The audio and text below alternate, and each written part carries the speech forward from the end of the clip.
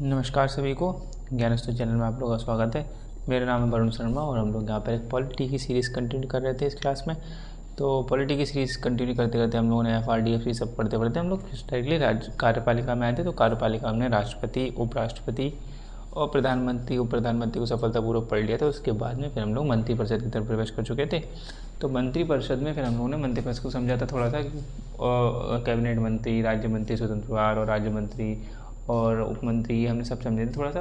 मंत्रिपरिषद को ही अब हम आगे बढ़ाते हैं और मंत्रिपरिषद के बारे में थोड़ी और जानकारी लेते हैं कि हालांकि संविधान में उतना विशेष तौर पे ऐसा नहीं लिखा गया, खाली एक दो आर्टिकल में एक दो लाइन लिख दी गई, लेकिन हम लोग को और ठीक से समझेंगे व्यवहारिक तौर पे कि जाके अगर क्वेश्चन अगर आए तो वो हम कैसे उससे डील कर ले रहे हैं। मंत्री और व्यवहारिक तौर पे भी हमें समझने में आना चाहिए कि मंत्रिमंडल में जो एक्चुअली भी सिद्धांत है, जो बातें लिखी हैं, असल में वो धरातल पर क्या है, उसका क्या असर पड़ रहा है, या फिर असल में क्या हो रहा है मंत्रिपरिषद को, कि मतलब क्या है। तो मंत्रिपरिषद का मतलब हम लोग पीछे समझ चुके थे और मंत्रिपरिषद का हमने देख लिया था कि उससे अंतर मंत्रिमंडल से क्या है। मंत्रिमंडल एक छोटी संस्था है और मंत्रिपरिषद एक बड़ी है। ये हम लोग कल देख लिया था कि क्या है कि जो मंत्रिपरिषद है, तो मंत्रिपरिषद हमने देख लिया, इसे बोलेंगे हम लोग मंत्रिपरिषद, ठीक है। यानी कि ये बड़ी एक संस्था है मंत्रिपरिषद, किसका आकार बहुत बड़ा हुआ है। इसी के अंदर होंगे कैबिनेट मंत्री। कैबिनेट मंत्री यानी कि इस कैबिनेट मंत्री में इसको इसकी बैठक को क्या बोलेंगे, मंत्रिमंडल की बैठक, यानी कि ये मंत्रिमंडल हो गया कैबिनेट। फिर राज्य मंत्री, स्वतंत्र प्रभार, राज्य मंत्री और उप मंत्री हमने देख लिया था। उप मंत्री होते भी नहीं होते थे, जैसे इस बार की हमने एग्जाम्पल लिया था कि इस बार की जो गवर्नमेंट है उन्होंने अपने उप मंत्री, अभी कोई नहीं है उप मंत्री, जनरली कोई चुनते थोड़ी ना है। जब सहायक मंत्री चाहिए होता है तब बुला लेते हैं, तब किसी को उप मंत्री बना देते हैं। जनरली तीन ही होते हैं, राज्य मंत्री, स्वतंत्र प्रभार है, राज्य मंत्री और कैबिनेट मंत्री है। फिर इनमें दर्जा इनका ऊँचा होता है, ये हमने बात कही थी। अभी हम फिर किचन कैबिनेट भी समझेंगे आज क्या होता है थोड़ा बहुत, तो उसमें और क्लियर होगा चीज़ें। तो सवाल यहाँ पर यह है कि जो मंत्रिपरिषद है, अब जो हम आगे बढ़ा रहे हैं, जो मंत्रिपरिषद है इसका आकार कितना होगा, इस मंत्रिपरिषद में कितने मंत्री होंगे, ये जो क्वेश्चन मार्क लगा दिए, इसमें कितने मंत्री हो सकते हैं। जैसे हमें पता है लोकसभा में, भैया लोकसभा में टोटल 543 सीटें हैं। फिर राज्यसभा की मामला भी है, तो राज्यसभा में 245 वाला मामला जो था, ठीक है, 245 वाला, तो 245 राज्यसभा की 245 में, लेकिन लोकसभा में जिसका बहुमत होगा वो अपना दल बनाएगा, वो PM बनेगा वहाँ से। तो यहाँ पर ये बात है। और हालांकि अब सांसद, उन्होंने कहा कि जो मंत्री जो होंगे वो जो मंत्री यानी कि ये वाले जो मंत्री हैं, हालांकि मंत्री में बड़ी की मात्रा लगेगी, तो ये मंत्री है, जो मंत्री लोकसभा और राज्यसभा कहीं से भी आ सकता है, ठीक है। जैसे हमने देख ही रहे थे S जयशंकर साहब, वो राज्यसभा से हैं, निर्मला सीतारमण वो भी राज्यसभा से हैं। तो आप मंत्री तो यानी उसमें क्या है, मंत्री कौन बन सकता है, मंत्री बनने की योग्यता भी हम समझेंगे कौन कौन बन सकता है। कि मंत्री बनने की योग्यता में क्या, यानी कि सांसद जो व्यक्ति हो गया, सांसद बनने की जो योग्यता रखता होगा, तो वो व्यक्ति बन सकता है। तो यहाँ पर बात ये आ रही है कि आप जो मंत्रिपरिषद में जो मंत्री चुनोगे वो कितने चुन सकते हो, मैक्सिमम कितने कर सकते हो। यानी कि 543 से क्या सबको, आपकी पार्टी में जितने जीत के आ गए, आपको पार्टी को जैसे इस बार बीजेपी को 240 सीटें मिली थी, तो बीजेपी की सब 240 सीट वाले जो सांसद जीत के आए, उनको सबको मंत्री बना दिया जाएगा क्या, ये चीज़ है। और बाकी एक तो ऑल ओवर पार्टी से लिया गया, तो वो क्या है, क्या रेशियो, वो हम समझते हैं। तो ऐसा हमने फिर ढूंढा जब संविधान में, तो संविधान में जैसे मूल संविधान में तो ऐसा नहीं लिखा है कि यही हमें पढ़ना है। क्या लिखा हुआ है, मंत्रिपरिषद का आकार, यानी कि कितने होंगे मंत्री, इसमें कितने होंगे, 6 होंगे, 7 होंगे, 10 होंगे, 50 होंगे, 60 होंगे, 100 होंगे, कितने होंगे। तो यहाँ पर बात है, तो मूल संविधान में जब देखा तो संविधान में तो नहीं लिखा कि मंत्रिपरिषद का मैक्सिमम आकार इतना होना चाहिए, मिनिमम कम से कम 40 मंत्री होने चाहिए मंत्रिपरिषद, पूरी मंत्रिपरिषद को। मंत्रिपरिषद का मतलब मैं जब मंत्री बोल रहा हूँ तो आप मंत्रिपरिषद में, यानी कि मंत्रिपरिषद मिनिमम 40 होने चाहिए या मैक्सिमम 100 होने चाहिए, ऐसा कुछ कहीं लिखा नहीं था। तो फिर बाद में संविधान संशोधन किया गया, तो 91वां संविधान संशोधन हुआ 2003 में। तब उससे डिफाइन करा गया कि भाई एक केंद्र की सरकार में जो मंत्रिपरिषद होगा उसका आकार कितना होना चाहिए, मैक्सिमम, मिनिमम, ठीक है। हालांकि मिनिमम नहीं बताया केंद्र सरकार में। और राज्य सरकार की जो विधानसभा है उसमें जो मंत्रिपरिषद होगा, CM के संग में जो मंत्रिपरिषद होगा उसमें कितनी मैक्सिमम संख्या होगी और मिनिमम कितनी होगी, उसमें मिनिमम भी बताइए राज्य प्रांतों की सरकारों के लिए। तो 91वां संविधान संशोधन हो गया। हालांकि 91वां संविधान संशोधन एंटी डिफेक्शन लॉ से भी संबंधित है, जो हमने देखा दल बदल कानून है। हालांकि हमने उसको विशेष तौर पर भी नहीं पढ़ा, लेकिन पीछे एक बार जिक्र कर लिया था अलग से, ऐसे ही उसमें शायद मैं ऑनलाइन क्लास उस टाइम नहीं ले रहा था, तो मैं आगे उसको पढ़ा दूंगा दल बदल कानून को। अभी हम लोगों को समझना है कि जो यहाँ पर मंत्रिपरिषद का आकार का मतलब क्या हुआ, कि मंत्रिपरिषद यानी कि काउंसिल ऑफ मिनिस्टर का आकार क्या होगा, वो उन्होंने बता दिया कि लोकसभा के कुल सदस्य का 15%, ठीक है। यानी कि अधिकतम अगर बात करने, यानी कि मंत्रिपरिषद में इसमें मैक्सिमम कितने रह सकते हैं, तो जो 543 है, 543 है, यानी कि 543 का 15% अगर हम करेंगे तो ये हो जाएगा 81.5। मतलब हाँ, मैं कैलकुलेशन पहले से करके बैठा था, तो 81.5 ऐसे आएगा। तो 81.5 आ रहा है, तो हमें पता है कि 0.5 की वैल्यू तो 82 लिख लो, ठीक है, पॉइंट फिगर में, तो 82 यानी कि PM प्लस 81, इसमें PM भी व्यक्ति होंगे, PM प्लस 81 यानी कि, तो PM को भी आपको इसकी मानना पड़े, वो भी सांसद है। तो यानी कि मैक्सिमम इस टाइम 81 रख सकते हैं। कुछ लोग 83 भी संख्या बताते हैं, थोड़ा सा गणना में समझ में नहीं आती कि 83 कैसे, लेकिन अगर 81.5 है तो फिर इसको बाद में आपको 2 तक आगे बढ़ाना, वो 82 हो जाएगा, 82। कुछ लोग PM को भी इसी में काउंट करते हैं, लेकिन PM भी इसी में आएगा कि PM के संग, PM प्लस PM सहित बताते हैं, PM को मिला के इतने होने चाहिए।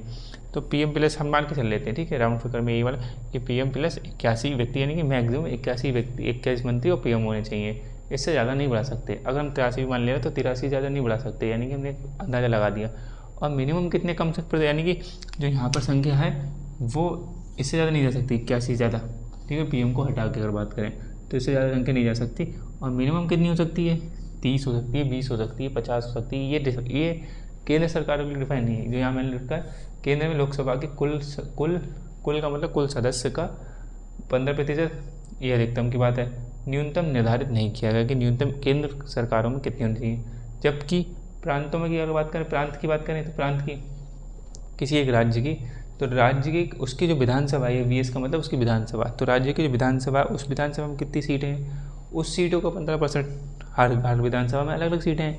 जैसे UP में 403 है, ठीक है, गोवा में 40 है, और मिजोरम में 40 हैं, ऐसे सिक्किम में, हम इनका एग्जाम्पल लेकर समझेंगे अभी, सिक्किम में भी कम है।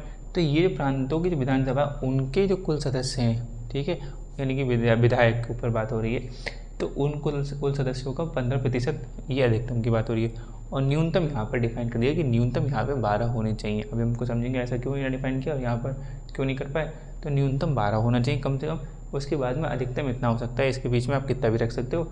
और बाकी असंतुलित मंत्रिमंडल, इसको भी आप समझ रहे क्या है। तो अभी ये समझ लिया आपने कि PM के संग में, यानी कि यहाँ पे जैसे हमने इस बार का देखा, इस बार जो रिजीम चल रही है, इस बार सरकार चल रही है NDA की सरकार, हमने देखा था उसमें कल पिछली क्लास में 72 उन्होंने मिनिस्टर चुने, मंत्री परिषद कितने 72 हैं।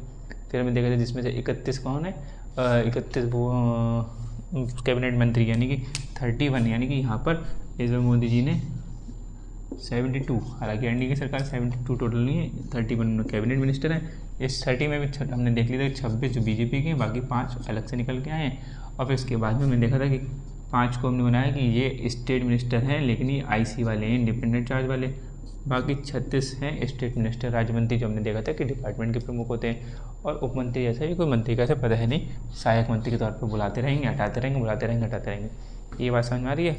तो इस बार की जो इनके 72 उन्होंने मंत्री परिषद की अपनी संख्या रखी है, जिसमें कैबिनेट मंत्री, यानी कैबिनेट है टोटल 31 मंत्री हैं।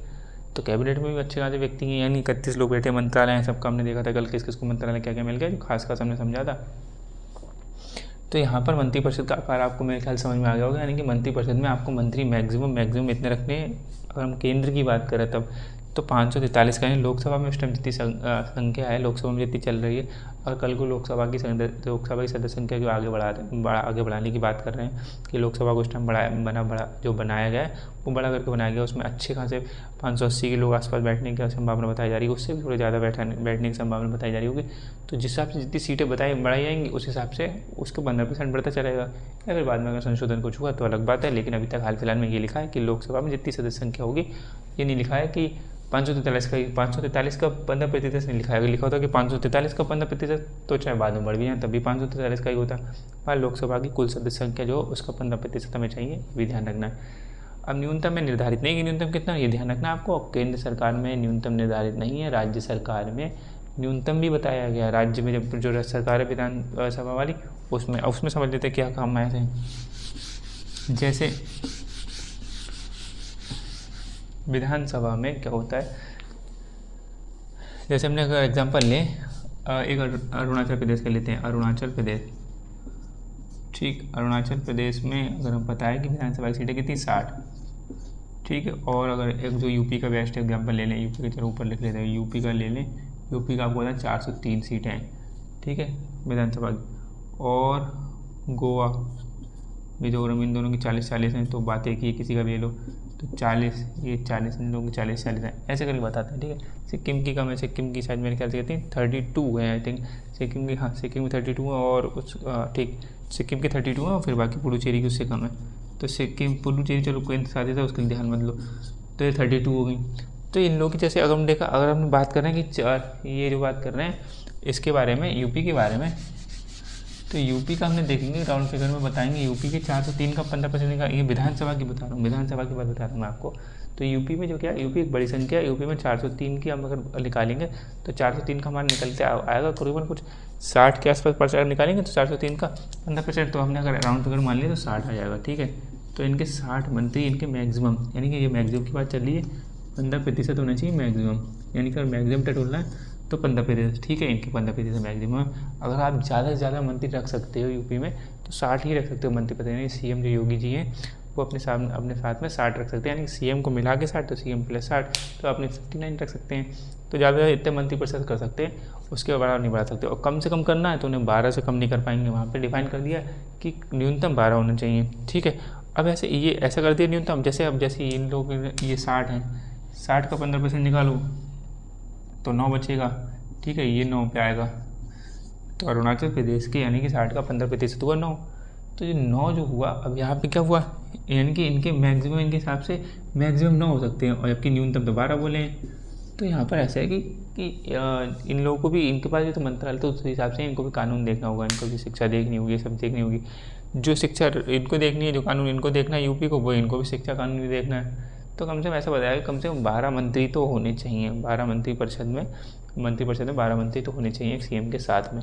ठीक है, ऐसे ही आप 40 का इनका निकाल लोगे, 32 का निकाल लोगे, तो इनका भी, इनकी परसेंटेज इनके भी कम आएंगे 12 से, तो इनके 12 से कम आएंगे, तो इसलिए बात हो रही है कि ये सब लेस देन बैठेंगे। ठीक है, 12 से कम बैठेंगे तो 12 ज़्यादा हो जाएगा, वो कम बैठेंगे, तो 12 से कम बैठेंगे, जो यहाँ पे नंबर आएगा तो वो लेस देन होगा 12 से। तो बात यहाँ पर है कि इसीलिए यहाँ पर ये बताया गया है कि यहाँ पर कम से कम 12 तो होने ही चाहिए मंत्रिपरिषद में, ताकि मंत्रिपरिषद को थोड़ा सा, जो मंत्री है वहाँ पे, उनको मंत्रिपरिषद को वहाँ पे जो राज्य की जो व्यवस्था है प्रशासन चलाने में आसानी हो जाए। वरना 9 मंत्री होंगे, कम मंत्री पड़ेंगे तो उतने सारे काम एक मंत्री पे फिर 3 मंत्रालय 4 मंत्रालय देने पड़ेंगे, यानी कि एक मंत्री को 4 मंत्रालय दे दिए, फिर क्या होगा, फाइलों में देरी होगी। जब एक मंत्री के पास 4 मंत्रालय से पड़े हुए हैं, एक ही मंत्रालय को उससे फाइल नहीं निपट रही है, फिर 4 फाइलें आएंगी, 4 मंत्रालय से अलग अलग आएंगी, अलग अलग तरीके से आएंगी, तो फाइलों में देरी होगी तो काम में डिले होगा बहुत ज़्यादा, तो वो प्रशासनिक दक्षता नहीं आ पाएगी उस हिसाब से, इसलिए भी इनको मनाही करेगी। तो इसलिए न्यूनतम 12 तो बताई गई है कि अगर नहीं हो 12 मैक्सिमम तो न्यूनतम तो 12 हो, उसके बाद में अगर बढ़ा पाओ तो बढ़ा पाओ, तो 15% है, उसके हिसाब से देखना पड़ेगा। ठीक, ये पढ़ लिया हमने। तो ये इसी से बताया कि अब इसमें इससे मुद्दा उभरता है ये वाली बात, तो ये दोनों आपने समझ लिया होगा, इसको लिख लेना फॉर्मूला, क्वेश्चन कर बन के आ सकता है।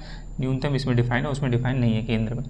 असंतुलित मंत्रिमंडल की आशंका जन्म लेती है, ये थोड़ा सा एक समझ लीजिए। हालांकि ये कोई ऐसा क्वेश्चन वैसे नहीं बनेगा, लेकिन हाँ मेंस टाइप में, राइटिंग टाइप में जहाँ पे एग्जाम होते हैं वहाँ पे बन सकता है, या फिर आपसे इंटरव्यू किसी के माध्यम से पूछ लिया जा सकता है, अगर थोड़ी बहुत रुचि आप पॉलिटी में रखते होंगे तब। तो असंतुलित मंत्रिमंडल का मतलब क्या है, जैसे कि हमारे संविधान में मंत्रिपरिषद की तो बात थोड़ी हो गई है कि मंत्रिपरिषद का आकार भी अब संविधान में संशोधन कर दिया गया, तो हो गया है, संविधान में लिख दिया गया है कि मंत्रिपरिषद का आकार ऐसा होना चाहिए, यानी मंत्रिपरिषद का आकार इससे बड़ा नहीं होना चाहिए और राज्यों में इससे छोटा नहीं होना चाहिए, राज्यों में बता दिया गया है। लेकिन मंत्रिमंडल, अब जो मंत्रिपरिषद हम लोग देखते आ रहे थे टाइम से, कि हमने देखा कि ये मंत्रिपरिषद तो आपने बता दिया कि ये मंत्रिपरिषद इतनी बड़ी होनी चाहिए। अब इस मंत्रिपरिषद ने ये नहीं बताया कि ये गोला क्या कैबिनेट वाला इतना बड़ा हो सकता है, कैबिनेट वाला बता रहा हूँ मैं आपको। और ये अगर मैं बताऊँ ऐसे करके, इन्होंने क्या रखा है कि ऐसे करके, और जैसे कोई एक ऐसे मंत्रिपरिषद आपने बता दी इतना बड़ा, क्या ये गोला इतना बड़ा हो सकता है, या ये गोला इतना छोटा हो सकता है, या ये हो सकता है कैबिनेट का बता रहा हूँ, ये कैबिनेट वाला गोला कैबिनेट का इतना बड़ा हो सकता है, क्या इतना बड़ा हो सकता है, या इतना बड़ा हो सकता है, क्या इतना बड़ा हो सकता है, या ऐसे बन सकता है, मतलब और ज़्यादा आ सकता है। तो कैबिनेट का जो कैबिनेट मंत्री है उनका आकार क्या होगा, उसका आकार फिक्स नहीं करवाया गया है, यानी कि मंत्रिमंडल को बता दिया गया कि मंत्रिमंडल का आकार कैसा भी वो नहीं, उसके बारे में बात हुई है। मंत्रिपरिषद की बता दी गई कि भाई यहाँ पर आपने 72 चुन लिए, इस बार मोदी जी चुने 72, तो 72 जो मिनिस्टर हैं इसमें से आपने 31 इसको दे दिए अकेले कैबिनेट मंत्री को, बाकी 5 इंडिपेंडेंट चार्ज वाले को दिए, 36 अलग दिए, तो 31 को कैबिनेट मंत्री आ गए आपके। तो इसमें कोई फिक्स नहीं हो, 5 इंडिपेंडेंट चार्ज वाले 5 दिए हैं ऐसे करके, तो ये फिक्स नहीं, किसी ने 31 दिए, किसी ने कोई 30 देगा, कोई 25 देगा, कोई हो सकता है 32 दे दे, 33 दे दे, 34 दे दे, ये कोई रोक टोक नहीं है, ये पीएम की स्वेच्छा के ऊपर ही है, और कहीं संविधान में लिखा नहीं। और ऐसा भी नहीं कि संविधान का उल्लंघन होगा, वो अब क्या दिक्कतें आएंगी वो हम समझ लेते हैं, दिक्कतें क्या आ रही हैं। तो यहाँ पर क्या असंतुलित का मतलब क्या हो गया कि अगर ऐसा मंत्रिमंडल, यहाँ मंत्रिमंडल शब्द लिखा है, मंत्री परिषद शब्द नहीं है। अब हम बात किसकी कर रहे हैं, अभी तक हम बात कर रहे थे बाहर वाले की, ये पूरा जो बाहर आउट है इसको बोल रहे हैं मंत्री परिषद। अब हम मंत्री परिषद गोले के उसके चौकोर के अंदर घुस गए, गोले पे आ गए कैबिनेट मंत्री पे, यानी कि इस वाले गोले की बात करने लगे। जो यहाँ गोला था हमने बनाया था, ऐसे 4 बनाए थे ऐसे करके मंत्री परिषद। यहाँ पे एक कैबिनेट वाला, ये राज्य मंत्री, स्वतंत्र राज्य मंत्री, ठीक है, इसका बनाया उप मंत्री, छोटा सा बाद में बनाया तो अब तो हट गया। तो ये जो कैबिनेट मंत्री है अब इसकी बात कर रहे हैं, यानी कि इसमें मंत्रिमंडल, यानी कि यहाँ जो शब्द लिखा है असंतुलित मंत्रिमंडल, यानी कि मंत्रिमंडल की जब कोई बात नहीं लिखी कि आपका मंत्रिमंडल इतना होना चाहिए, मैक्सिमम इसका आकार और छोटा इसका आकार, तो कई सरकारें क्या होती है अपनी इच्छा से या तो अत्यधिक मंत्री चुन लेती हैं मंत्रिमंडल में कि तुम भी कैबिनेट मंत्री बन जाओ, तुम भी कैबिनेट मंत्री बन जाओ, तुम भी।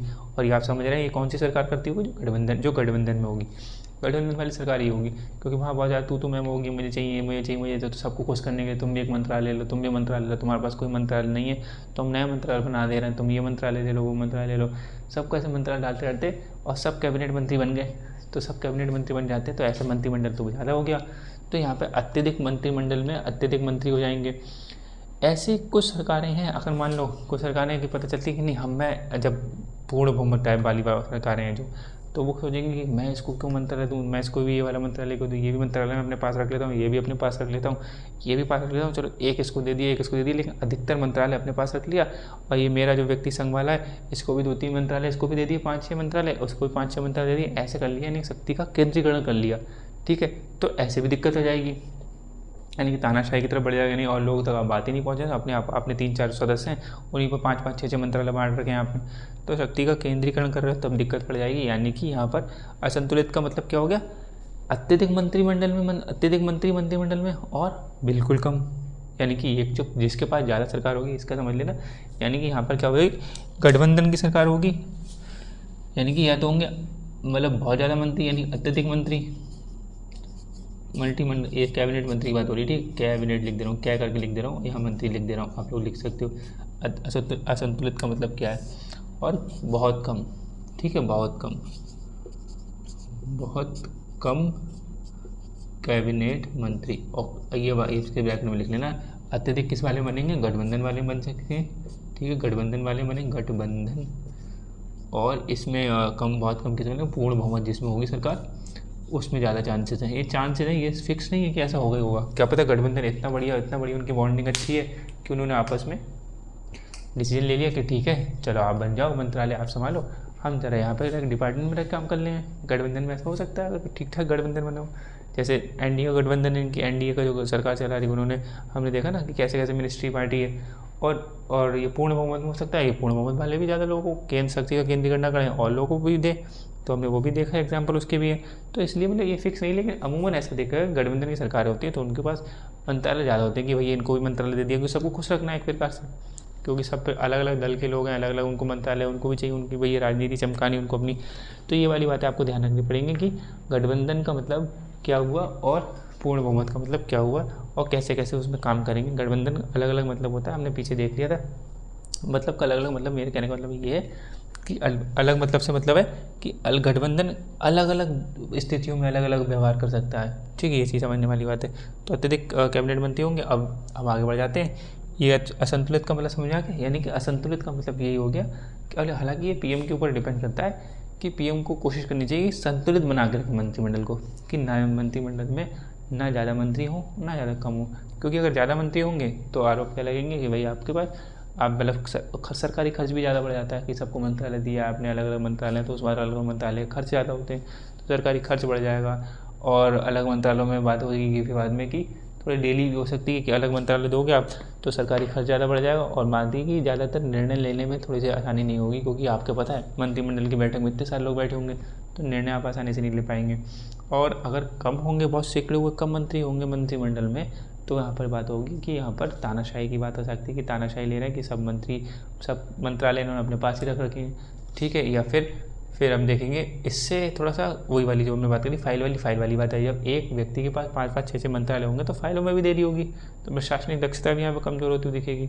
तो इसलिए पीएम को ऐसा करना चाहिए कि एक संतुलित मंत्रिमंडल चुन लेगा तो थोड़ा सा आसानी रहेगी सरकार चलाने में, ठीक है। बाकी व्यवहारिक तौर पे क्या होता है वो हम लोग वो देखते ही सरकारों में, लेकिन ये जो लिखावट के तौर पे वो हमें समझना भी है कि लिखा हुआ भी क्या है।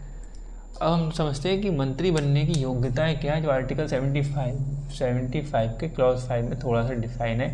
तो आर्टिकल आप लिख सकते हो आर्टिकल 75 का क्लॉज 5, ठीक। तो मंत्री बनने की योग्यताएं क्या है, यानी कौन व्यक्ति मंत्री बन सकता है, क्या मैं या क्या आप मंत्री बन सकते हैं। तो अगर आपकी एज वेज उस कैटेगरी में आती है तो ज़रूर बन सकते हैं। राज्यसभा में राज्यसभा के लिए शायद 25, विधानसभा के लिए 25 वगैरह है, कुछ एज वगैरह जो देखेंगे आगे हम पढ़ेंगे कैसे एज क्राइटेरिया क्या है, तो यहाँ आप समझेंगे।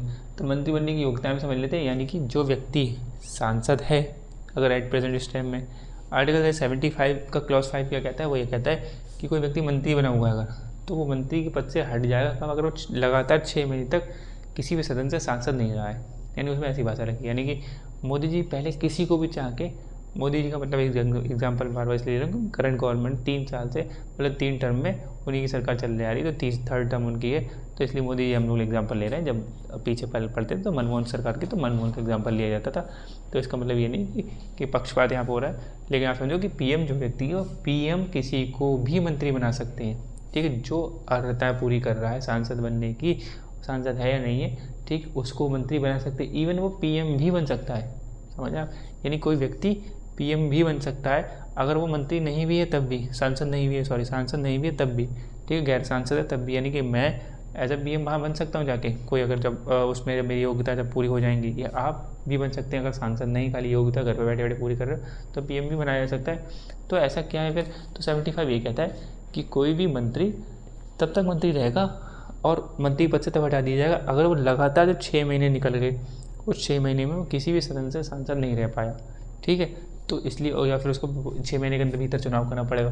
बाकी इसकी आम बोलचाल की भाषा क्या है वो हम समझ लेते हैं, यानी कि क्या है कि सांसद, यानी कोई व्यक्ति जो सांसद है, तो अगर सांसद है तो कोई दिक्कत नहीं है, लोकसभा से हो चाहे राज्यसभा से हो, और राज्यसभा में चाहे मनोनीत हो चाहे निर्वाचित हो, उसमें कैसे भी हो, अगर वो सांसद है लोकसभा राज्यसभा से, या सांसद बनने की योग्यता रखता है, यानी कि सांसद है तो कोई दिक्कत नहीं, तो मंत्री बना सकते हैं, उनकी पीएम की मर्जी है। अगर सांसद नहीं है, अब क्या है, तो सांसद बनने की योग्यता रखता है, तो सांसद की योग्यता हम आगे पढ़ेंगे, लोकसभा और राज्यसभा पढ़ेंगे तो उसमें देखेंगे सांसद बनने की क्या क्या योग्यता है। तो सांसद बनने की जो योग्यता है, और उस योग्यता में यानी कि वो योग्यता रखता है वो गैर सांसद व्यक्ति होगा, वो उस वाले व्यक्ति को क्या बोलोगे, गैर सांसद बोलोगे। तो जो गैर सांसद व्यक्ति होगा उसको 6 माह के भीतर, 6 मंथ्स, ये ध्यान रखना, ये क्वेश्चन आते रहते हैं, तो 6 माह के भीतर सांसद बनना पड़ेगा, ठीक है। अब वो चाहे चुनाव लड़के बने, चाहे मनोनीत बने, क्या चाहे कैसे भी आए, अब 6 महीने की, अगर मान लो मोदी जी ने आज क्या हुआ, मोदी जी की सरकार बनी थी, मोदी जी एक किसी व्यक्ति को, किसी गैर व्यक्ति को भी जो गैर सांसद नहीं है उसे कह देंगे तुम वहीं संभालोगे, कपड़ा मंत्रालय संभालोगे या तुम कानून मंत्रालय संभालोगे, उसको उठा के बना दिया। अब वो सांसद नहीं है, अभी सांसद नहीं है, लेकिन उसके पास 6 महीने का टाइम है, 6 महीने के टाइम के अंदर सांसद बन जाओ, चाहे लोकसभा से बनो चाहे राज्यसभा से बनो। अब लोकसभा के चुनाव तो नहीं है तो कैसे बनेंगे, तो फिर रिक्ति कराई जाती है, उपचुनाव होते हैं कि जो 543 हैं, और उसमें से बीजेपी अपनी किसी एक सदस्य कह देगी किसी की सीट की, जहाँ उनकी कॉन्स्टिट्यूंसी है, जहाँ से उम्मीद लगेगी ये जीत ही जाएगा, तो वहाँ से कह देंगे भाई तुम अपना त्याग पत्र दे दो, इस सीट से इनको खड़ा कर रहे हैं, हमने इनको इनको कानून मंत्री बनाया है इनको, तो वो वहाँ से जाके लड़ेंगे और वहाँ से वो जीत जाएंगे, मतलब नहीं जीतेंगे तो अलग बात है, तो नहीं बनेंगे, लेकिन कोशिश करी जाती है कि वहाँ से जीतें जहाँ से इनकी उम्मीद है, वहीं पर इनको लड़वाया जाता है, तो रिक्ति कराई जाएगी, उपचुनाव कराए जाएंगे। ऐसी राज्यसभा की बात है, राज्यसभा में भी ऐसे चुनाव भेजा जा सकता है, और या फिर मनोनीत करा जा सकता है, अगर मनोनीत की उस टाइम व्यवस्था बन रही होगी, मनोनीत वाली सीट खाली होगी तो मनोनीत करा दिया जाएगा। यानी कि सांसद किसी भी प्रकार से बनना है आपको 6 महीने के भीतर, अगर आपको मंत्री बना दिया गया तब, अगर मंत्री बना दिया गया और 6 महीने के भीतर आप सांसद नहीं बन पाए तो आपका पद, आपको मंत्री पद से त्याग देना पड़ेगा, हट जाएंगे मंत्री पद से, यानी कि वैकेंट हो जाएगी वो सीट। अब लेकिन एक चीज़ में पेच ये ध्यान रखना है, पहले क्या होता था ना, पहले ऐसा होता था कि 6 महीने, जैसे ऐसे उन्होंने बोला कि हम तो मंत्री नहीं है, हम तो सांसद नहीं है कहीं से भी, लेकिन पैसे उसे से या मान लो राजनीति में अच्छे चमके हुए हैं किसी प्रकार से, तो पीएम ने चाहा कि ये व्यक्ति हैं, ये व्यक्ति, इनको हमने बना दिया ये मंत्री, ठीक।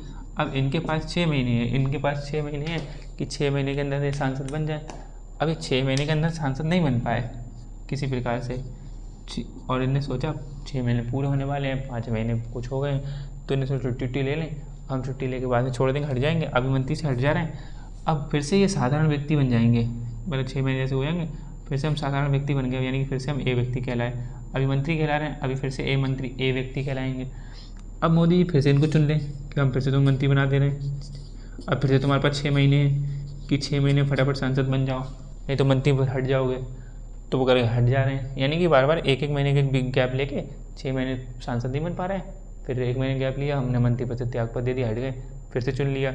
तो ऐसे करके पहले कई बार 1-2 बार हुआ, फिर सुप्रीम कोर्ट ने बीच में इंटरवेंशन करी, सुप्रीम कोर्ट ने फिर बाद में आप बोल दिया कि ऐसा नहीं है। अब आप क्या है कि जो एक व्यक्ति है, यानी कि यहाँ पे एक बार तो उसे बना सकते हो आप, एक बार किसी गैर सांसद वाले व्यक्ति को आप मंत्री बना सकते हो, लेकिन अगर वो 6 माह के भीतर वो सांसद नहीं बना किसी भी सदन से, लोकसभा से चाहे राज्यसभा से, अगर वो सांसद नहीं बना तो उसे अपने मंत्री पद से त्याग पद देना पड़ेगा, और उसके पद का मतलब रिन्यूअल नहीं होगा, पुनर्नवीनीकरण उसके पद का नहीं हो सकता। यानी कि बिना सांसद बने उसके पद का जो आपने मंत्री जिसको आपने मंत्री बनाया है, किसी को भी हो सकता है बनाया हो, जो मंत्री बनने की होगी वो सांसद बनने की योग्यता पूरी करता हुआ, हम सांसद वाले पढ़ेंगे तब देखेंगे कि सांसद बनने की जो भी योग्यता पूरी करता हुआ, तो उसका पुनर्नवीनीकरण का मतलब रिन्यूअल, उसके पद का रिन्यूअल नहीं कर सकते, यानी बार बार उसे नहीं बना सकते कि 6 माह फिर बना दिया, फिर अगले 6 मंथ के लिए बना दिया, फिर से बना दिया, चुनते रहे और किसी को लंबे टाइम में अपने पूरे सरकार कार्यकाल में रख लिया, ऐसे नहीं होगा। यानी कि मंत्री परिषद, यानी कि ध्यान रखना, मंत्री परिषद में वही व्यक्ति होंगे जो सांसद होंगे, ठीक है। तो सांसद ही मंत्री परिषद में बैठ सकते हैं, यानी गैर सांसद व्यक्ति तब बैठेगा 6 महीने के अंदर फिर से सांसद बनना ही बनना है। यानी कि जो 6 महीने वाला है ये व्यक्ति, ये गैर सांसद तो है, लेकिन 6 महीने के बाद तो ये भी सांसद हो जाएगा 6 महीने के भीतर। तो इसलिए भी मंत्री परिषद का मतलब एक पूर्णतः सत्य वही है कि यानी कि इसमें सांसद ही होते हैं। गैर सांसद व्यक्ति कोई आ रहा है तो गैर सांसद व्यक्ति को ये ज़रूरी है कि वो 6 माह के भीतर जल्दी सांसद बन जाए, अदरवाइज वो मंत्री परिषद में नहीं रह पाएगा, ठीक। तो ये समझ लिया हम लोगों ने। अब हम लोग आगे बढ़ते हैं कि मंत्रियों के दायित्व क्या होते हैं, यानी कि मंत्रियों का अर्हताएँ देख ली, मंत्री बनने की प्रोसेस समझ लिया। अब मंत्रियों के कुछ दायित्व भी, आप मंत्री बन गए तो आपके कुछ दायित्व हैं।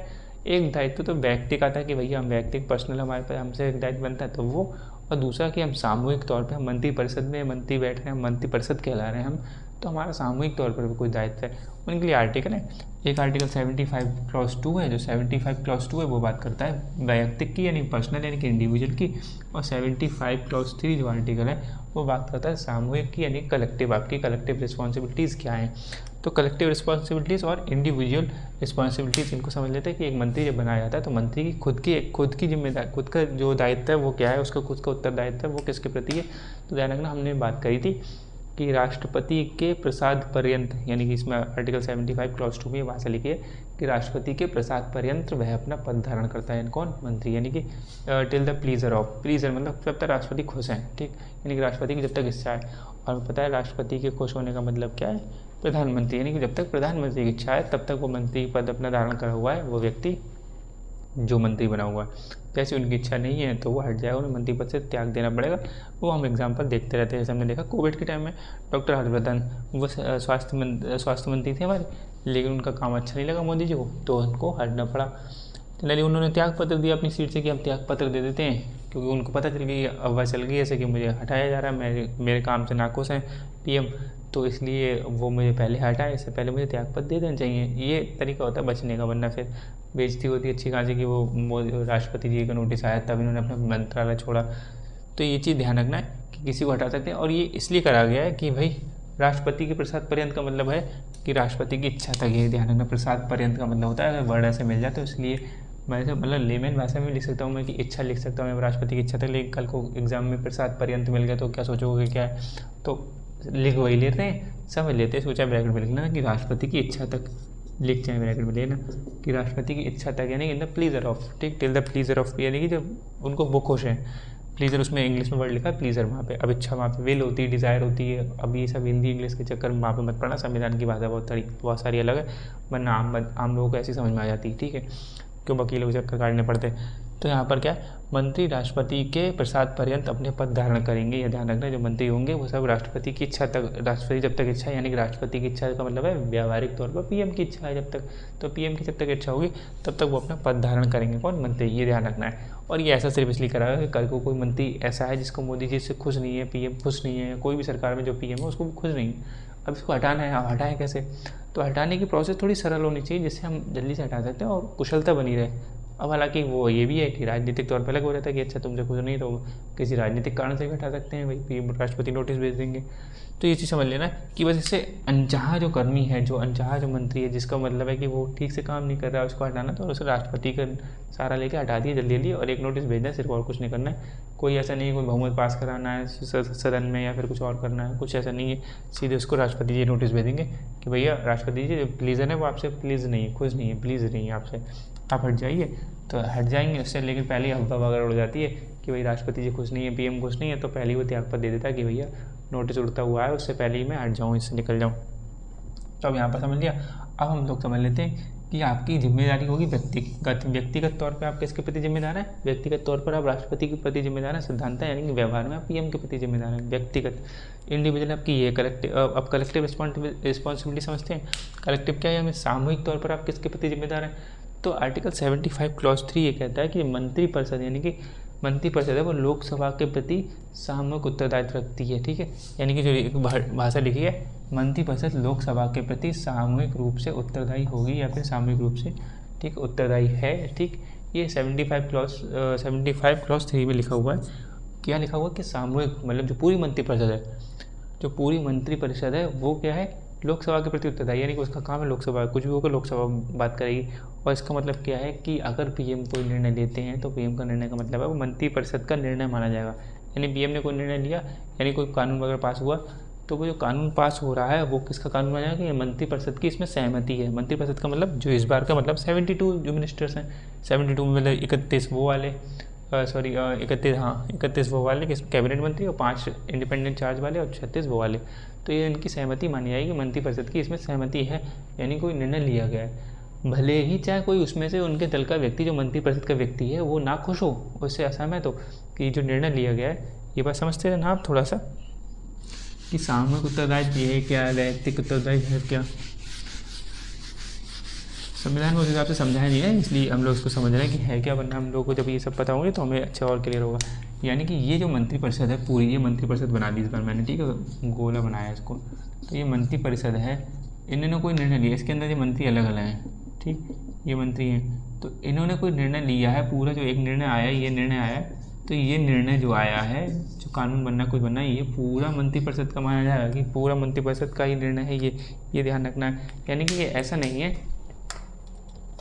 हो सकता है इस निर्णय से पीएम ने जो निर्णय लिया है, यानी गवर्नमेंट ने जो निर्णय लिया है उसमें से हो सकता है ये व्यक्ति जो ए व्यक्ति है, बी व्यक्ति यानी कि जो मंत्री जो बने हुए हैं ये ना खुश हों, ये असहमत हो इस निर्णय से जो पीएम ने जो निर्णय लिया है। पीएम का निर्णय का लेने का मतलब है कि जब मंत्रिमंडल की बैठक होगी तो उसमें पीएम तो अंततः बोलेंगे कि क्या बात होगी क्या नहीं होगी।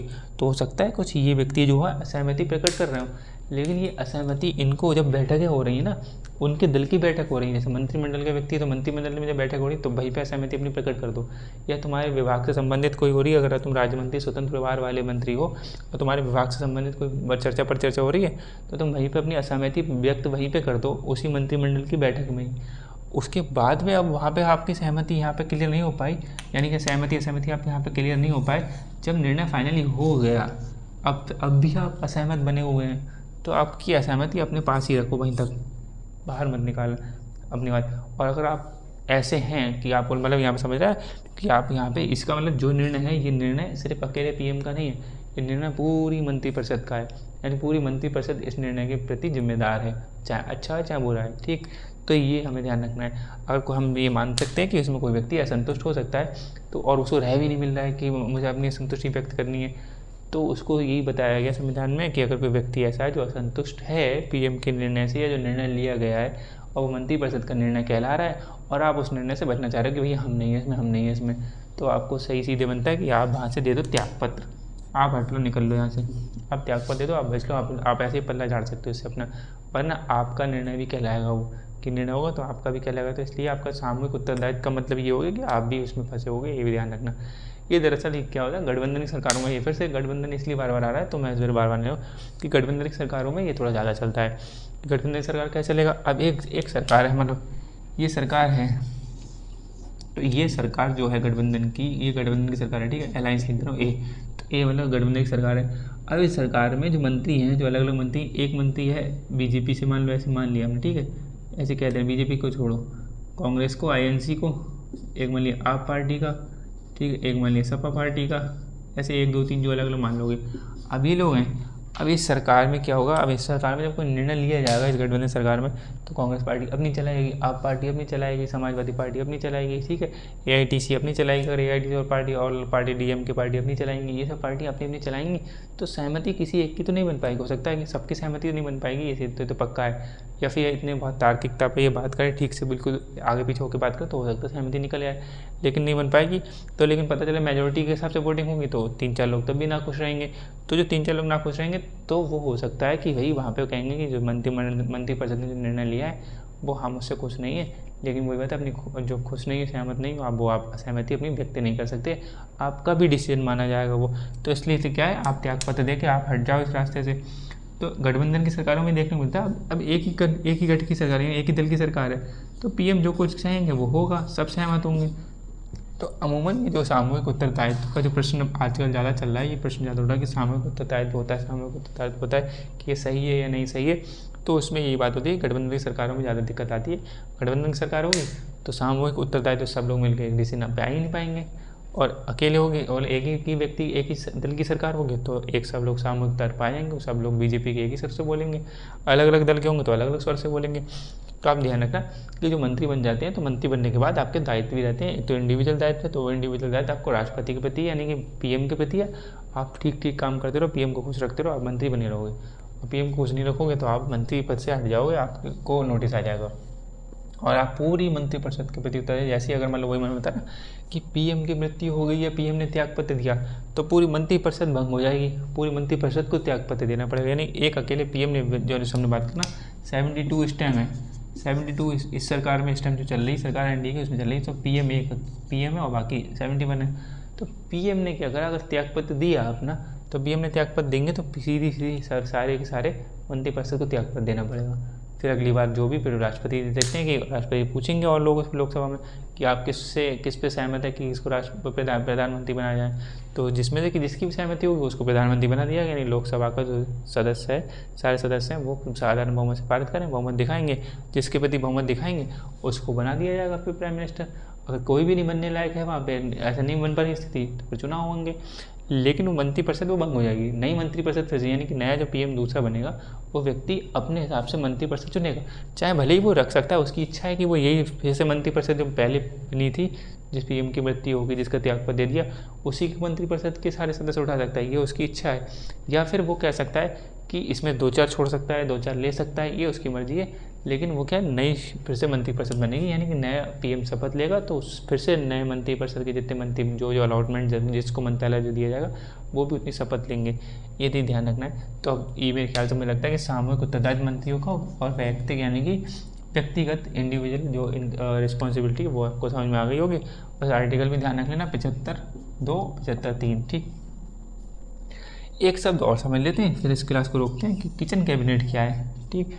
तो थोड़ा सा ये भी उठ गया, किचन कैबिनेट क्या है। किचन कैबिनेट दरअसल क्या है कि ये ना तो संविधान में लिखा हुआ है कि किचन कैबिनेट के बारे में, लेकिन चल ज़्यादा गया है। और ये शुरू से ही मतलब सोचो 1951 चुनाव हुआ जो, तो नेहरू जी के टाइम से ये चल गया था, नेहरू जी के टाइम से किचन कैबिनेट सब चल गया। यानी कि सोचो अभी से नहीं चला, शुरू में जब पहली सरकार बन रही नेहरू जी की तभी से किचन कैबिनेट चल गया। किचन कैबिनेट का जनरली मतलब क्या होता है कि एक तो पहले तो हम देखते हैं कि संविधान में लिखा है, नहीं लिखा है संविधान में।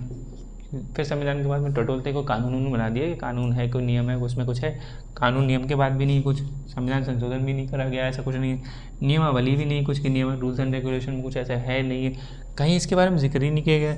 तो पूर्णतः ये क्या अनौपचारिक है, अनऑफिशियल, ये ध्यान रखना है कि पूरी तरीक़े से कि अनऑफिशियल है, कि कहीं भी किसी इसका जिक्र नहीं किया गया एक बार, ना कोई संविधान संशोधन लाया गया, ना कुछ करा गया है। ये चीज़ हमें ध्यान रखनी है। तो पूर्णतः अनौपचारिक तो है, लेकिन अब है क्या, ये एक बहुत छोटा लघु समूह है। लघु समूह बहुत छोटा था। लघु समूह का मतलब क्या हो गया, समूह। जैसे हमने बात करी कि ये जो हमने बनाया था, हमने देखा था ये मंत्रिपरिषद है, ठीक। ये मंत्रिपरिषद जो हमने देख लिया था, इस मंत्रिपरिषद में देख रहा है ये कैबिनेट है, ये कैबिनेट है। अब इस कैबिनेट को मैं इस टाइम बाहर उठा के ले आ रहा हूँ, यहाँ पे ये बना दिया हमने कैबिनेट। और इस कैबिनेट में हम प्रेजेंट के ही उदाहरण लेके चल रहे हैं। वर्तमान सरकार में क्या 31 लोग हैं इसमें, ठीक है, यानी कि 26 बीजेपी की, 5 अदर पार्टी से, हमने देखा। अब इसी में से इसमें से ही किचन कैबिनेट एक निकाल लिया हमने, यानी कि 3 सदस्य ऐसे उठा लिए, 2 सदस्य उठा लिए, 4 उठा लिए, 5 उठा लिए, मैक्सिमम ज़्यादा नहीं हो पाएंगे, फिर ज़्यादा कर लिया, 5 से ज़्यादा कर लिया तो फिर से मंत्रिमंडल ही ना बन जाए दूसरा। तो इस मंत्रिमंडल है जो ये मंत्री परिषद में से मैंने मंत्रिमंडल जो उठा लिया, तो इस मंत्रिमंडल में से भी ये 3 लोग उठा लिया पीएम ने, तो ये 3 लोग हो गए क्या, किचन कैबिनेट। ठीक है, ये हो गया किचन कैबिनेट मंत्री हो गए। मतलब ऐसे दर्जा नहीं देते हैं, उसमें दर्जा नहीं देते, लिख के नहीं देते कि तुम किचन कैबिनेट के मंत्री, ऐसा नहीं है, व्यवहारिक तौर पर ऐसे मान लिया जाता है। जैसे इस टाइम की सरकार में कौन हो सकता है, आप समझो किचन कैबिनेट का मतलब होता है कि लघु समूह है, बहुत छोटा समूह है, कि मतलब अभी हमने देखा था कि मंत्रिपरिषद बहुत बड़ा है, उससे छोटा मंत्रिमंडल। यानी कि हमने देखा कि हर जगह मंत्रिपरिषद जो लिखे कि मंत्रिपरिषद के परामर्श पर मंत्रिपरिषद से ऐसा होता है वैसा होता है, वो दरअसल लिखा है, लेकिन होता क्या व्यवहारिक तौर पे मंत्रिमंडल, सारी बैठकें मंत्रिमंडल करता है। भाई मंत्रिपरिषद का मतलब तो आईसी वाला भी तो इंडिपेंडेंट चार्ज वाला भी है, और स्टेट मिनिस्टर जो है राज्य मंत्री का है, राज्य मंत्री का वो भी राज्य मंत्री को थोड़ा बुलाएंगे, राज्य मंत्री थोड़ा पूछेंगे, या फिर इंडिपेंडेंट चार्ज वाले से जब उसका विभाग की बात हो रही है तभी उससे पूछी जाएगी बात, जब उसके विभाग की बात होगी तभी उसे बैठक में बुलाया जाएगा, वरना हमेशा तो नहीं बुलाया जाएगा। तो इन लोगों का रोल नहीं, मेन चीज़ इन्हीं का काम है। यानी कि मंत्रिपरिषद तो सिद्धांतता लिखा है, मेन तो मंत्रिमंडल का काम है। अब मेन मंत्रिमंडल काम है, उसमें भी कई बार कोई ऐसे टॉपिक होते हैं जो बहुत महत्वपूर्ण होते हैं, बहुत गोपनीयता वाले होते हैं, सीक्रेट बहुत टॉपिक होते हैं, जिसमें प्राइम मिनिस्टर चाहते हैं कि पहले मैं किसी से सलाह मशवरा कर लूँ कि ये ठीक है या नहीं है। ठीक है, जैसे हर्षवर्धन वाला ही एग्जाम्पल ले लें हम लोग, डॉक्टर हर्षवर्धन को कोविड में जो हटाया गया, अच्छे खासे बड़े नेता हैं वो, उनको हटाया गया, तो उनको हटाने से पहले पीएम भी एक व्यक्ति हैं, पीएम मोदी भी एक व्यक्ति होंगे, तो उनके मन में आया होगा कि यार हटाएं, निर्णय सही रहेगा कि नहीं रहेगा, कि अगर मैंने हटा दिया फिर कल को कोई इम्पैक्ट गलत पड़ गया और सरकार गिर सकती है, सरकार में कुछ प्रभाव पड़ गया, कल को सीटें कम मिलेंगी, कुछ ऐसा होगा, तो उनको डिस्कशन करने के लिए कुछ चाहिए। तो आसपास का डिस्कशन करने के लिए उस टाइम जो 2-3 मजबूत लोग हैं, उनके विश्वास पात्र लोग हैं, तो वही होते हैं। जैसे मान लें अमित शाह, इसमें नो डाउट कि अमित शाह तो उनके किचन कैबिनेट में होंगे मोदी जी के, कि मोदी जी किचन कैबिनेट, अमित शाह हैं, राजनाथ सिंह भी हो सकते हैं, जेपी नड्डा हो सकते हैं। ठीक है, तो ये लोग हैं उनकी किचन कैबिनेट में हो सकते हैं कि इनसे सलाह मशवरा होगी। इनके बाद ये लोग डिसाइड जो करेंगे कि ये लोग सलाह मशवरा करके कि हाँ ठीक है ऐसे कर देंगे, डॉक्टर हर्षवर्धन को हटा सकते हैं, तो उससे पहले अब उड़ा दिया कि डॉक्टर हर्षवर्धन से पीएम खुश नहीं है तो वो त्यागपत्र दे देंगे, तो यानी कि वो डिसीजन ले लेंगे हाँ हटाने का निर्णय लो, ठीक है। तो यहाँ से निर्णय निकलेगा किचन कैबिनेट से, ये कोई ऑफिशियल नहीं है, ध्यान रखना कोई फिक्स नहीं कि पहले किचन कैबिनेट में होगा ही होगा। ठीक है, नहीं भी हो सकता है कि मोदी जी डायरेक्टली मंत्रिमंडल की बैठक में निर्णय लें, जरूरी नहीं कि यहाँ पर निर्णय लें, ये सिर्फ ऐसा हो सकता है, तो हो सकता है उस वाले को किचन कैबिनेट ऐसे टर्म चल गया। ठीक, तो ये जो चीज़ है कि फिर मंत्रिमंडल में बाद में रखी जाएगी बात कि मंत्रिमंडल में, और ये नहीं बताई जाएगी हम किचन कैबिनेट ने ऐसा निर्णय लिया है, कोई फिक्स नहीं है किचन कैबिनेट कौन है, कोई वहाँ पे बात ही नहीं होगी, ये चुपचाप वाली बात है, हो गई इनकी बात हो गई, अमूल बात हो गई, उसके बाद में डायरेक्ट सर ये तो लगेगा कि नया नया हमसे ही बात बताई गई है। क्योंकि मंत्रिमंडल में अगर बैठक में चर्चा करेंगे, मंत्रिमंडल की बैठक में चर्चा करेंगे कि डॉक्टर हर्षवर्धन को निकाल दें, मंत्रिमंडल में देखा 31 लोग हैं, अब 31 लोग बैठेंगे, अपने विभाग किसी को बात बता दी, विभाग में जाकर बात बता दी, अपने मंत्रालय के विभाग में बात बता दी, तो वो सब लोग बता सकते हैं, बहुत चीज़ें बिगड़ सकती हैं पहले से ही। तो इसलिए ये ध्यान रखना पड़ेगा हमें कि पीएम जो है उनके विश्वास पात्र जो लोग होते हैं उनके संग में रह के हो सकता है कि पहली बार सलाह मशवरा कर लेते हैं, उसके बाद मंत्रिमंडल में कोई चीज़ रखते हैं, उसके बाद में मंत्रिमंडल जब निर्णय ले लेता है किसी चीज़ पर डायरेक्टली, उसमें पीएम की अंतिम सहमति होती है मंत्रिमंडल में, फिर वो मंत्रिमंडल का जो निर्णय आता है फिर वो टेबल में होता है जाके सदन में, टेबल होने के बाद अगर पास हो जाता है तो पारित हो जाता है, तो पारित होने के बाद वो मंत्रिपरिषद का निर्णय कहलाता है, यानी वो इनका निर्णय भी कहलाएगा इंडिपेंडेंट चार्ज वालों का, और स्टेट मिनिस्टर हैं जो राज्य मंत्री हैं उनका भी निर्णय कहलाएगा, वो चाहे भले ही वो संतुष्ट हो या संतुष्ट हो, वो हमने बात कर चुके हैं, ऐसे उनकी मर्जी चलेगी। तो लघु बहुत समूह होता है, ध्यान रखना बहुत छोटा समूह होता है, लघु समूह होता है। पीएम के जो विश्वास पात्र होते हैं वो इसमें होते हैं, जो इस टाइम में हम लोग ध्यान रख सकते हैं कि अमित शाह हैं, राजनाथ सिंह भी हो सकते हैं, जेपी नड्डा भी हो सकते हैं, ये ध्यान रखना। तो महत्वपूर्ण और गोपनीय कोई विषय है अगर, यानी कि महत्वपूर्ण, बहुत महत्वपूर्ण और गोपनीय सीक्रेट रखना है, यानी कि मंत्रिमंडल में अगर उसकी बैठक करेंगे तो 31 लोगों में फैल जाएगी बात, और उधर उधर फैलते फैलते जाने कहाँ फैल जाएगी, इसलिए हमें बहुत सीक्रेट बात रखनी है कि जैसे सर्जिकल स्ट्राइक वाला मामला है, कुछ लोग बोलते हैं सर्जिकल स्ट्राइक वाला मामला करना है, तो सर्जिकल स्ट्राइक करते सीधे 31 लोगों में जाकर, मान लो 31 लोग उस टाइम थे, तो उस टाइम के मुझे एग्जैक्टली नंबर ध्यान नहीं, कैबिनेट मंत्री कितने थे, लेकिन मान के चलें 31 अगर थे, तो 31 लोग बात करें क्या क्या सर्जिकल स्ट्राइक कर दें या नहीं कर दें, तो उनके डिपार्टमेंट में अलग लोग हैं, तो बात पता चलेगी, फिर और लोगों को बात पता चलेगी, तो फिर सीधे पता चली पाकिस्तान को पता चल जाएगी कि भैया सर्जिकल स्ट्राइक की बात हो रही है, करें कि नहीं करें, तो इसलिए वो बहुत गोपनीय विषय रहा होगा। ऐसी बात होगी किचन कैबिनेट में बात हुई होगी, और सीधे बस एक्शन उधर तैयार रखा कि इधर है तुम्हें ऑर्डर मिलेगा फटाफट ये सब करना, और इधर हम तो यहाँ पे बात कर लें, इनको बता दिया कि भाई ऐसा होने वाला है, उन्होंने कह दी ठीक ठीक ठीक, और बात हो गया और बात खत्म। तो वो सब कुछ ऐसे ही तो होगा, ऐसे वरना सीधे पहले बताया जाएगा, पर उसके बाद में सब लोग प्रिपेयर हो जाएंगे। तो महत्वपूर्ण और गोपनीय विषय होगा, यानी किचन कैबिनेट का मतलब यही है। किचन शब्द अगर आपके मन में आ रहा है तो उसका किचन क्यों रखा, किचन मतलब वही किचन जो हमारा चौका होती है ना, जो रसोई होती है, वही किचन का मतलब यहाँ पे। तो किचन का मतलब ऐसे कि एक बहुत मतलब ये प्रतीकात्मक शब्द के तौर पर ऐसे ले लिया गया है कि जो किचन होता है, यानी कि कोई भी व्यक्ति आपके घर में अगर किचन तक आ पा रहा है, किचन तक आ पा रहा है, ऐसे बताते हैं, मतलब ऐसे हल्का कोई जिक्र नहीं, लेकिन ऐसे प्रतीकात्मक तौर पे कि यानी कि आपके घर में आपके अम्मू ने आपका कोई घर में एंट्री करता है तो आप कहते हैं हाँ बैठक में बैठा लेते अपने, ठीक है, कि बैठक में बैठिए, यहाँ पर यहाँ बैठ जाइए, वहाँ बैठ जाइए, आ रहे हैं, या फिर आप कोई काम कर रहे हैं तो आपके घर में कुछ सदस्य कहते हैं अच्छा ठीक है आप यहाँ बैठिए, वो आ रहे हैं तब तक आ रहे हैं जनरली।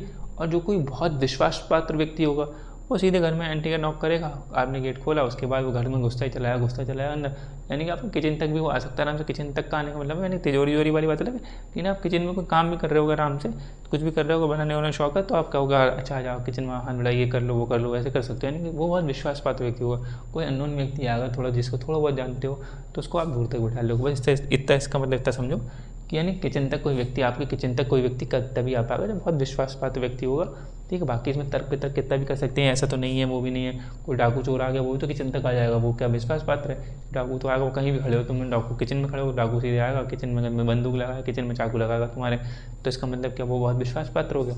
तर्क वितर्क हम कितना भी कर सकते हैं इसमें, लेकिन हमें बस खाली समझना है कि किचन शब्द क्यों लिया गया है। तो वो इसका मतलब यही है कि ऐसा माना जाता है कि कोई भी सामान्य व्यक्ति जो है, अगर सामान्य है तो वो आपके बैठक उठक आस-पास बाहर तक ही बैठ के आपका इंतजार करेगा, आपसे बात करेगा, चाय कॉफ़ी पिएगा, वहाँ से निकल लेगा, ठीक है।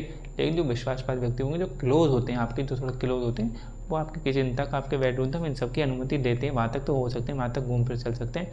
तो इसलिए इसका नाम किचन कैबिनेट वैसे पड़ गया, ठीक है। फिर मैं बोल रहा हूँ इसको, इस पर तार्किक तौर पर से बहुत सारी बहस हो सकती है कि ऐसा ही क्यों, वैसे क्यों, बेडरूम नाम क्यों नहीं ले दिया, और अंदर तिजोरी वाला क्यों नहीं ले दिया, तिजोरी की चाबी जिसके पास हो, वो बहुत कर सकते हैं। खाली समझ लो इस पर आएगा क्वेश्चन, थोड़ा ना किचन क्यों रख दिया शब्द, ठीक। लेकिन हमें समझने के तौर पर समझ लिया कि है क्या, बाकी हमें तो किचन कैबिनेट समझना है मेन चीज़, ठीक। तो ये किचन कैबिनेट हो गया। और अब हम थोड़ा सा उसके बाद में बढ़ेंगे अगली क्लास में, जैसे हम कैग पढ़ लेंगे, ठीक है, और हम देख लेंगे महान्यायवादी देख लेंगे, बाद के सब हम कार्यपालिका को आगे बढ़ाएंगे और चीज़ें पढ़ेंगे। ये मेरे ख्याल से आपको मंत्रिपरिषद पूरा समाप्त होते हैं यहाँ पे, ठीक है। मंत्रिपरिषद के बारे में ऐसा कुछ बचा नहीं है। बाकी दर्जा प्राप्त मंत्री समझना है आपको, जैसे मंत्री हमने पढ़ लिया तो उपमंत्री पढ़ लिया, तो उपमंत्री देख लिया, विभाग विहीन मंत्री होते हैं, इनके पास कोई विभाग नहीं होता, लेकिन मंत्री तब भी कहलाते हैं। दर्जा प्राप्त मंत्री जैसे कि जिन्हें मंत्रियों को दर्जा प्राप्त है, लेकिन वो मंत्रिमंडल में नहीं है, मंत्रिपरिषद में नहीं है, ठीक है। यानी कि जैसे कि जो भारत रत्न प्राप्त, जिनको भारत रत्न मिल गया होता है, तो वो भी दर्जा प्राप्त मंत्री होते हैं। या लोकसभा में जो विपक्ष के नेता हैं, यानी आप तो पक्ष में भी, आपकी सरकार चल रही है, तो मैं मोदी जी की सरकार चल रही है और सब चल रही है, लेकिन लोकसभा में विपक्ष के नेता हैं, ठीक है, यानी कि राहुल गांधी जी इस टाइम में, तो उनको मंत्री का दर्जा प्राप्त है, दर्जा प्राप्त मंत्री, यानी कि वो मंत्री की सुविधाएं उनको मिल रही हैं जो मिल रही हैं, लेकिन वो मंत्रिपरिषद में नहीं है, ठीक। ये चीज़ ध्यान रखना है। बाकी हमने क्लास में इसका एक पीछे कर भी लिया, तो एक ध्यान रखना कि लोकसभा, ये मंत्रिपरिषद है, मंत्रिपरिषद के जो मंत्री होंगे वो लोकसभा से हो सकते हैं और राज्यसभा से हो सकते हैं, ये ध्यान रखना। मंत्री के पास ये अनुमति होती है, वो किसी भी सदन में जाके बैठक में भाग ले सकता है, लेकिन वोट अपने सदन में डालेगा, ये भी ध्यान रखना। वोट वो अपने ध्यान, हमें पता है एस जयशंकर और निर्मला सीतारमण राज्यसभा से हैं, लेकिन लोकसभा में ये लोग बैठते हैं कई बार जब डिस्कस होगा, ठीक है। और क्या है, लोकसभा में बैठे, राज्यसभा में बैठे, लेकिन जब वोटिंग होगी तो लोकसभा में वोटिंग नहीं डालते हैं, वो अपने सदन में वोट डाल सकते हैं। ये चीज़ हमें ध्यान रखनी पड़ेगी। बाकी कुछ बीच में अगर कुछ होगा तो मैं ध्यान रख लूँगा। बाकी किचन कैबिनेट और चीज़ें कुछ बची नहीं है। तो मंत्रिपरिषद के बारे में आपको इतना जानना है, मंत्रिपरिषद, मंत्रिमंडल, राज्य मंत्री, स्वतंत्र विभाग और राज्य मंत्री, ये 4 चीज़ें आप जान लें तो कोई दिक्कत नहीं होगी। और 1-2 आर्टिकल है, कुछ आर्टिकल समझ लें, 75 क्लॉज 2 में क्या लिखा हुआ है, 75 क्लॉज 3 में क्या लिखा हुआ है, 75 क्लॉज 5 में क्या लिखा हुआ है, ये योग्यताएं वगैरह की बात हो रही है और ज़रूरी भी है, ठीक है। फिर मिलते हैं अगली क्लास में, तब तक के लिए धन्यवाद, ध्यान रखिएगा अपना, अगली क्लास में मिलते हैं।